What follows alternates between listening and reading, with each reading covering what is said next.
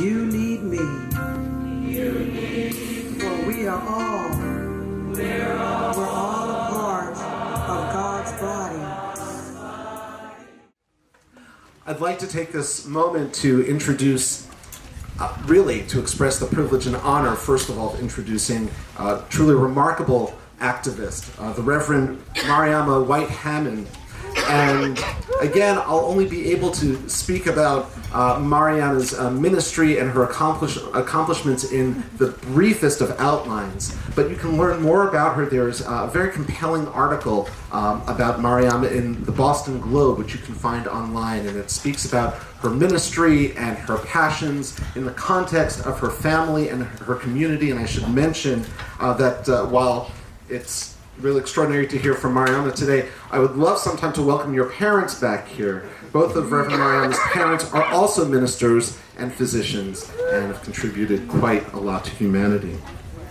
But for now, I will say that Mariama is well known as a community organizer, a youth worker, and the former executive director of Project Hip Hop. She's now serving as the Minister for Ecological Justice at Bethel African Methodist Episcopal Church in Boston. She is recognized for her commitment to engaging African American churches on climate change and ecological justice issues. And she's a part of the leadership team of the Massachusetts Interfaith Coalition for Climate Action. She is a sought-after speaker and presenter around the country. She's received numerous awards. In January, she addressed the Boston Women's March. In April, she kicked off the Earth Day rally on Boston Common, and today we have the great privilege of welcoming Reverend Mariama White-Hammond to Northampton. So welcome.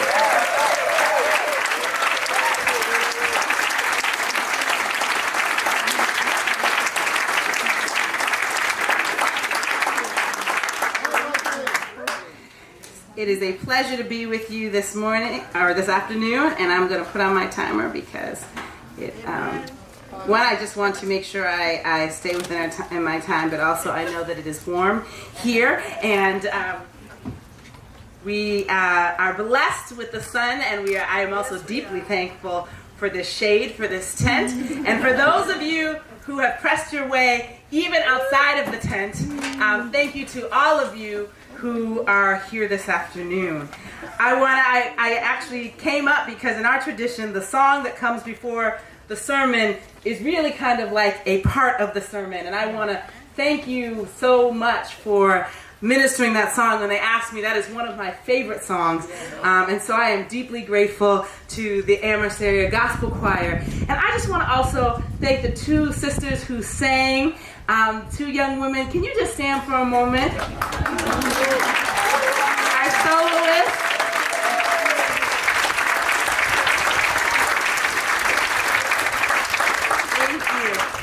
My first real act of activism was in the 7th grade when I boycotted Coca-Cola because of their role in the apartheid government in South Africa.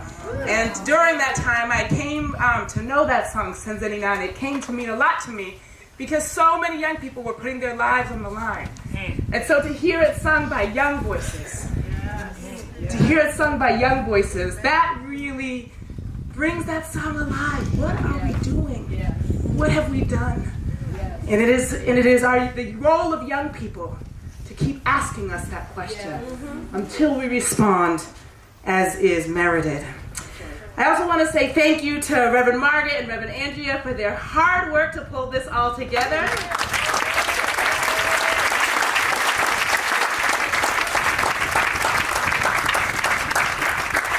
And to the Creator for sending us sun rather than rain. It's better, I have to admit, to be just a little bit hot than to be soaked, which was a possibility, and we have avoided that reality. So I knew I didn't have to work with a text, but I feel that so often our texts are being used and abused that we must turn back to them and interpret them and know them so that we may call out those times when they are being used in dubious ways. And so our text this afternoon comes from the book of 1 Kings, the 3rd chapter, and verses 16 through 27. And I will read the New International Version, which says, "Later 2 women who were prostitutes came to the king and stood before him. The woman said, "Please, my lord, this woman and I live in the same house, and I gave birth while she was in the house. Then on the third day after I gave birth, this woman also gave birth. We were together. There was no one else with us in the house. Only the two of us were in the house.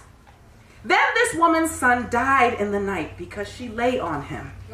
She got up in the middle of the night and took my son from beside me while your servant slept. She laid him at her breast and laid her dead son at my breast. When I awoke in the morning to nurse my son, I saw that he was dead. But when I looked closer at him, clearly it was not the son I had born. But the other one said, 'No, the living son is mine and the dead son is yours.' The first said, 'No, the dead son is yours and the living son is mine.' And so they argued before the king. Then the king said, 'The one says, this is my son that is alive and your son is dead, while the other one says, not so, your son is dead and my son is the living one.' So the king said, 'Bring me a sword.' And they brought a sword before the king. The king said, 'Divide the living boy into two. Then give half to the one and half to the other.' But the woman whose son was alive said to the king, because compassion for her son burned within her, 'Please, my lord, give her the living boy. Certainly do not kill him.' The other said, 'It will be neither mine nor yours. Let's divide it.' Then the king responded, 'Give the first woman the living boy. Do not kill him. She is his mother.'" For some of us, this may be a familiar text, and for others, this may be the first time you've heard it. This is really, honestly, in the scriptures, the introduction to the King Solomon. Now, we won't go deeply into King Solomon's background, but it's definitely much more complicated than we would like to believe. He is the son of David, but also the son of Bathsheba. And the reality is that David has come to the throne really deeply through the sins of his fathers, through the anguish of his mother, and there were a few people in front of him that are mysteriously removed before he has come to the throne. He's pretty young, and the truth is, my guess is, he was scared out of his mind to be in charge of this entire kingdom. And so these two women come with this dilemma. Now, it's important to know that the scripture starts by telling us that they were prostitutes. It does not tell us their names or much about them, but it signals to us very quickly that they were of the lowest status. These were women for whom something had clearly gone very wrong. In societies of those days, you were part of a family unit. And if you were a prostitute, it meant that you had somehow been pushed out of your family unit. Maybe your family had fallen on hard times. Maybe your husband had left you and found someone younger. Maybe you just had gotten into a place where people thought you weren't deserving of communal protection. Whatever went wrong, we don't know their stories, but what we do know is that they were outside of the protection of their community and had fallen to the wayside. The truth is that these sons of theirs, we don't know who their fathers are, but the reality is that they were more than just children to love. They were really partially their ticket back into society. Because you may be a prostitute, you may be outside, but if these boy children could grow up and make something of themselves, it might just be that you wouldn't be alone in your old age. It might just be that your son could marry into a family that might give you some protection. So these children were more than just the apple of their mother's eyes. They were the chance of redemption in a society where not having family was like a death sentence. It was their chance at respectability. And when this baby died, it wasn't just the anguish of a mother, but the reality that her future was in peril. Now, the truth is we don't really know what happened, and I am always hesitant to judge what exactly happened in this text. But what we do know is that we have two women who come before the king, and there are two mothers and only one living child. And what the text tells us is that one of them was motivated by loss. by the sense that if it was all over, I'm at least going to get what I'm owed. And the other one was motivated by love. She put her baby first, and that sacrificial love is what wins her favor at the end of the text. I think we hear this story and it's so easy to judge these women. To imagine that we would inherently be the good mother. To imagine that we would always be motivated by love. But the truth is that we as human beings, we as a nation, are far too often motivated by loss. We are haunted by a growing feeling that our way of life is dying. That this American dream on which we've built our hope and our destiny is in peril. Our sense of physical security is being threatened on a regular basis. And in the face of all that, it feels as though we've lost any sense of decency in how we talk to each other or treat each other. In this last year, 2 years, oh, how long has it been going on? We lived through, yes, it feels never ending. Maybe really never ending. We lived through election in which one person spoke to loss and told us exactly who we should blame. And then the other person told us to be afraid of the first person. And so on both sides, we were fearful of the status quo and fearful of going backwards. In no direction was anybody willing to stand up and tell us that love could lead us to a better place. Have we lost even the ability to understand what it means to be motivated by love? I mean, the truth is that we've gotten so used to love at a distance. Sometimes, I know for a number of the young people, I love young people, I work a lot with young people, but I've lamented the fact that we consider keeping in touch, sending each other like little text messages through the Ethernet rather than talking to each other.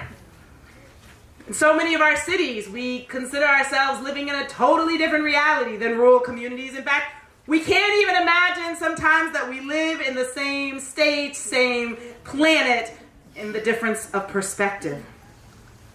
And even here in our own state, we see one of the most dangerous examples of growing inequality that keeps getting worse and worse, and while we decry it, it doesn't seem like we're doing much to change it. Well, that's right. We've come to a place where we don't even remember that these things, these lives that we live, this world that we live in, it is in our hands. We don't even know what it would look like to build a society not based on money or profit or short-term gain, but based on love. Yes, yes. I say often, I ran an organization called Project Hip Hop, and one of the things we often will say in hip hop, a phrase that's almost always used, is don't talk about it, be about it. And even in our liberal and progressive communities, we have forgotten how to stop talking about it and be about it.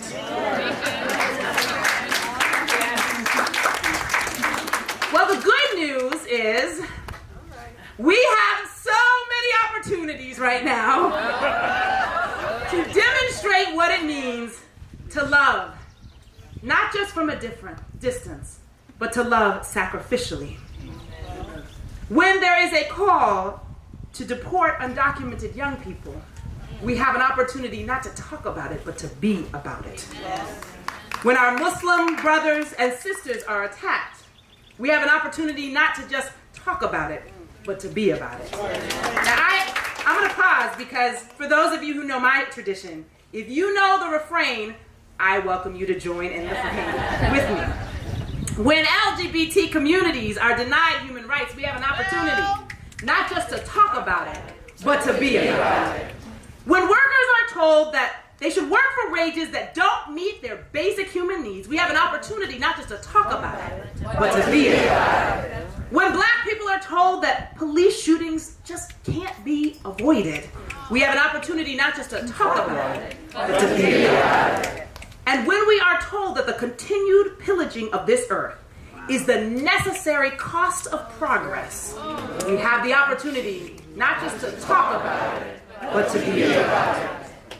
We are living in a time where, like never before, we have an opportunity to live our love out loud.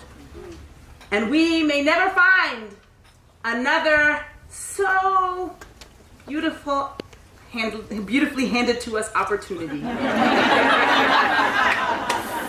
to do that which we've always wanted to believe we would do, and now we have the opportunity to do it.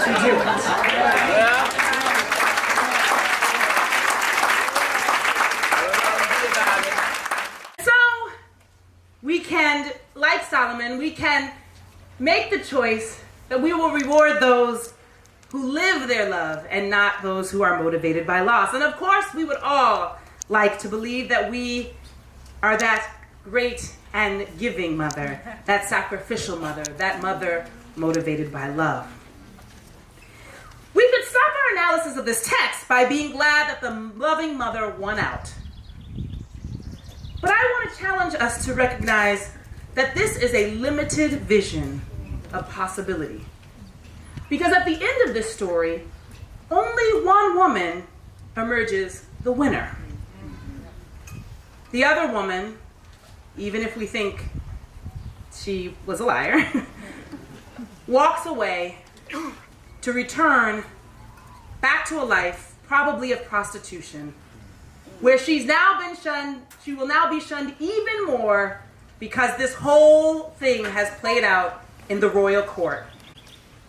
And so I believe that this text also invites us not just to look at these women, but to question a system that leaves mothers and children so vulnerable.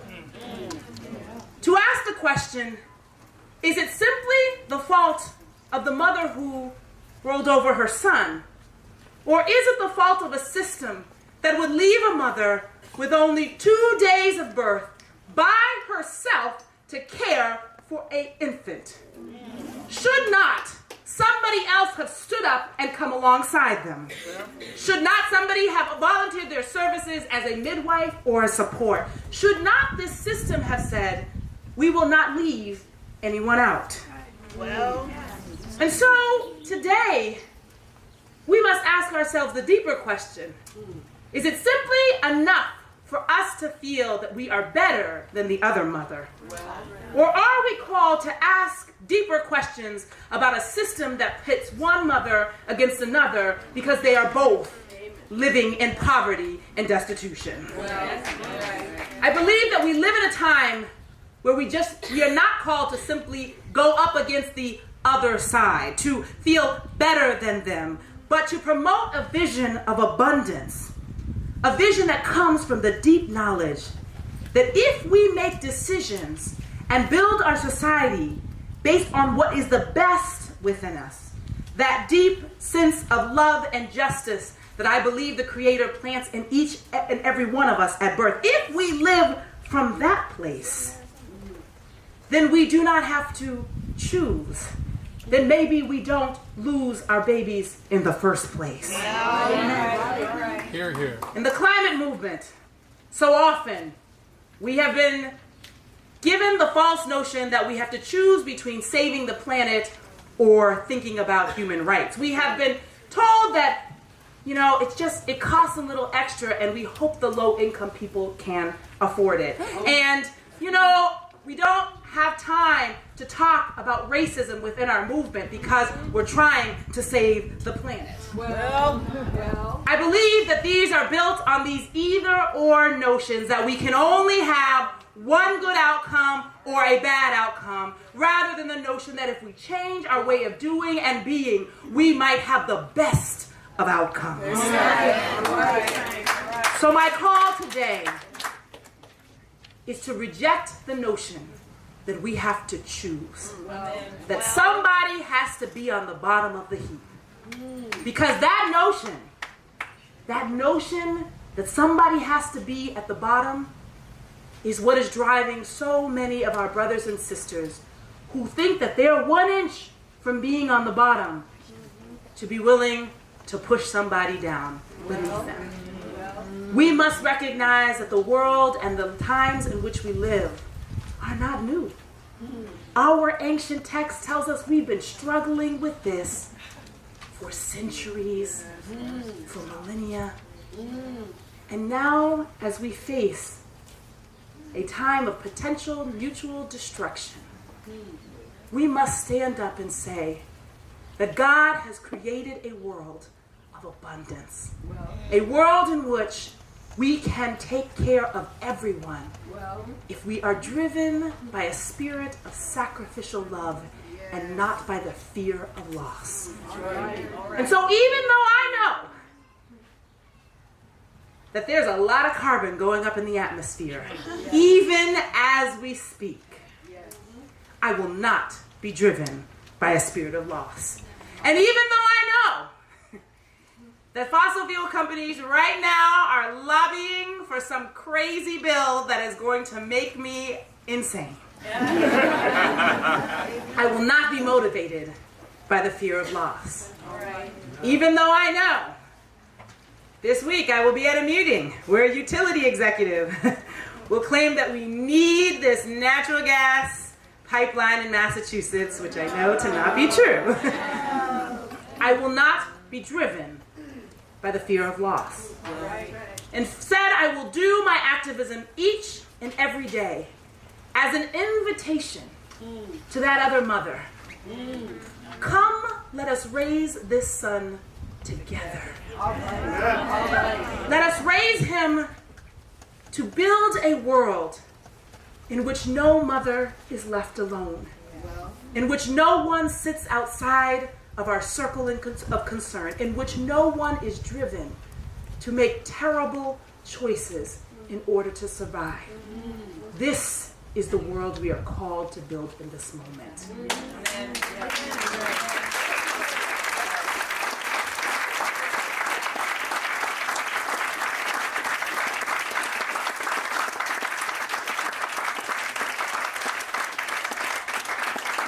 And as we sit here, surrounded by the recognition that God gives us beautiful energy, that while it may be heating us just a little bit much now, it's a reminder that the energy of the sun can sustain us. And even as we sit here, and just every once in a while, the wind comes and kisses our faces and reminds us of how beautiful it is on a hot day to feel a cool breeze. And even as we see over here, the plants growing, the reminder that creation is restorative and regenerative. We know that we can only get there together, that we literally need each other to survive. So I invite you into the spirit of sacrificial and abundant love as we together work to build and save this, our only home, planet Earth. Amen. You need me. For we're all a part of God's body. Stand with me. Agree with me. For we are all a part of God's body. It is His will that every need be supplied. For you all are important to me. I need you to survive.